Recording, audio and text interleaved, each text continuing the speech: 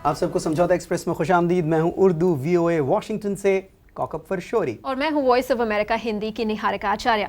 इस हफ्ते दोनों भारत और पाकिस्तान अपने आज़ादी की सालगिरह मनाएंगे। पिछले 62 सालों में 62 इयर्स में इन दोनों देशों ने क्या कुछ हासिल किया है, आगे चलकर किन किन चुनौतियों का, किन किन चैलेंजेस का सामना करना पड़ेगा, आज के इस सेगमेंट में समझौता एक्सप्रेस के हम इसी पर बातचीत करेंगे। बिल्कुल निहारिका, और एक चीज़ जो बहुत ज़्यादा इंपॉर्टेंट है वो ये समझनी कि एक तरफ से कहा जाता है कि अभी तो सिर्फ 62 इयर्स हुए हैं और 60 साल या 6 जो एग्जैक्टली ये नेशंस की हिस्ट्री में बहुत कम होते हैं, लेकिन दौर बदल गया है और 60 साल कोई छोटा अरसा नहीं होता। इसलिए जो चीज़ें अचीव नहीं की जा सकी उन्हें टाइम से मुंसलिक करना कि टाइम बहुत कम हुआ है शायद दुरुस्त नहीं होगा।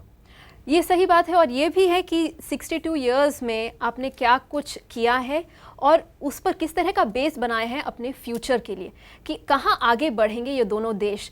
दोनों देश पड़ोसी हैं, वो अपने जियोग्राफिकल सिचुएशन को बदल नहीं सकते, और काफ़ी कुछ जब इंडिया और पाकिस्तान की बात होती है, उनके रिलेशंस की जब बात होती है, तो ये देखा जाता है कि प्रोग्रेस हुआ है।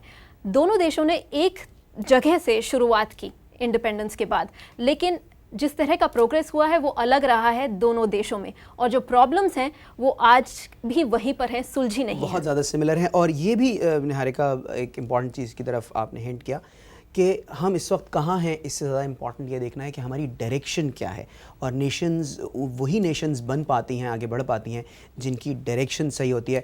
और जितनी जल्दी हम ये डायरेक्शन हासिल कर लेंगे, हम जो 62 इयर्स की बात कर रहे हैं, उतनी जल्दी हम उस प्रोग्रेस के रास्ते पर आ सकते हैं जिसकी हमें ज़रूरत है, जो हमें फ्यूचर जनरेशन्स को देना होगा। इंडिया की अगर बात करें निहारिका, तो इंडिया का जो एक क्लेम टू फेम कह लें, या जो उसके कह लें कि जी अपनी स्ट्रेंथ बहुत ज़्यादा समझता है, वो डेमोक्रेसी और डेमोक्रेटिक इंस्टीट्यूशंस।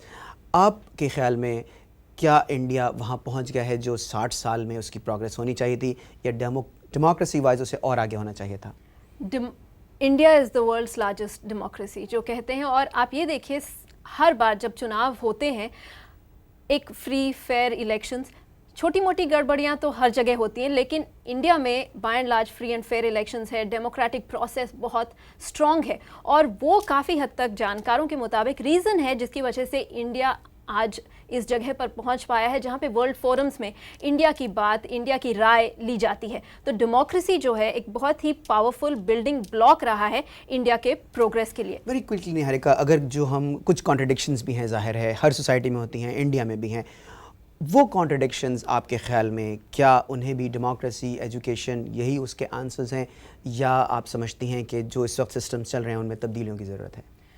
देखिए, डेमोक्रेसी ऐसे इंडिया में थ्राइव कर रही है, लेकिन हाँ, जैसे सोशल इनइक्विटीज़ की बात की जाती है, एक डिवाइड है अमीर और गरीब लोगों के बीच, उसका वो जो फासला है उसको कम करना है। तो इंडिया को काफ़ी काम करना है उस पर, लेकिन आप ये कहें कि जैसे मैंने कहा बिल्डिंग ब्लॉक जो है वो बहुत स्ट्रॉन्ग बन चुका है। इसलिए अगर हम देखें कि पाकिस्तान कहाँ पर पहुंचा है अपने इस इंडिपेंडेंस के बाद, तो उसके बारे में आप क्या कहेंगे? कि क्योंकि डेमोक्रेसी बहुत ही इंटरमिटेंट रही है, एक एस्टैब्लिश्ड डेमोक्रेसी नहीं है, उसने कितना हर्ट किया है पाकिस्तान के डेवलपमेंट को, प्रोग्रेस को, और नेशन बिल्डिंग या फ्यूचर को भी? इसमें तो निहारिका कोई शक नहीं है, और ये हिस्टोरिकल फैक्ट है कि पाकिस्तान में डेमोक्रेसी को धचके लगते रहे हैं।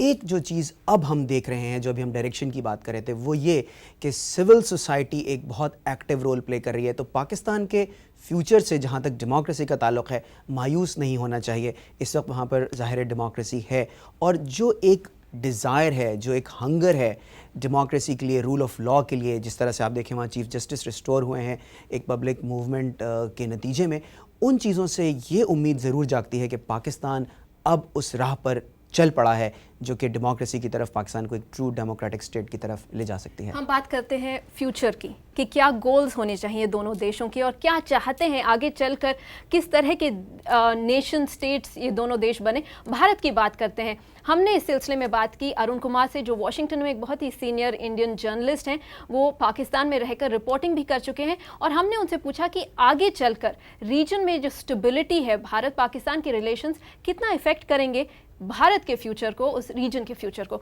आइए आपको सुनाते हैं उन्होंने क्या कहा। अगर दोनों मुल्क चाहें और उन मसलों को जो हमको तोड़ते हैं उनको अलग एक तरफ बैक बर्नर पर रख कर अगर हम आपस में बात करें, तो बहुत कुछ है जिसमें हम कर सकते हैं। आम लोगों के लिए ये चीज़ें बहुत ज़रूरी हैं कि वो आने जाने के लिए उनको पूरी सुविधा मिले, और जब भी जाना चाहें, मिलना चाहें लोगों से, ये सब चीज़ें पीपल टू पीपल कांटेक्ट जो है आम लोगों के लिए वो सबसे ज़्यादा ज़रूरी है। और मुस्तकबिल के हवाले से ही हमने बात की मारूफ पाकिस्तानी स्कॉलर डॉक्टर फ़ारूक हसनात से, जो यहाँ वाशिंगटन के मिडल ईस्ट इंस्टीट्यूट से वाबस्ता हैं। उन्हें अक्सर हमारे शो में देखते भी रहते हैं। आइए सुनते हैं डॉक्टर साहब का क्या कहना है। जी, मुस्तकबिल ऐसे बेहतर हो सकता है कि अगर पाकिस्तान और हिंदुस्तान मिलकर ये तय कर लें कि अब दुनिया तब्दील हो चुकी है और लड़ाई से कुछ भी हासिल नहीं होगा, कशीदगी से कुछ भी हासिल नहीं होगा, और दोनों का अवाम का मफाद है, दोनों में बहुत गुर्बत है इंतहा की, और उसको दूर करना है हमने।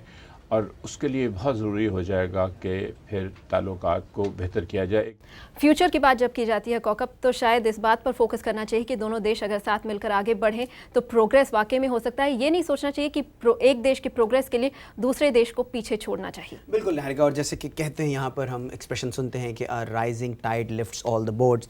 रीजन एक साथ तरक्की करता है। अमेरिका कनाडा की मिसाल हमारे सामने है, और हम इस उम्मीद के साथ कि अगली बार जब हम इंडिपेंडेंस डे स्पेशल आपके लिए लेकर आएंगे तो उस वक्त दोनों मुल्कों के ताल्लुकात मज़ीद बेहतर हो चुके होंगे।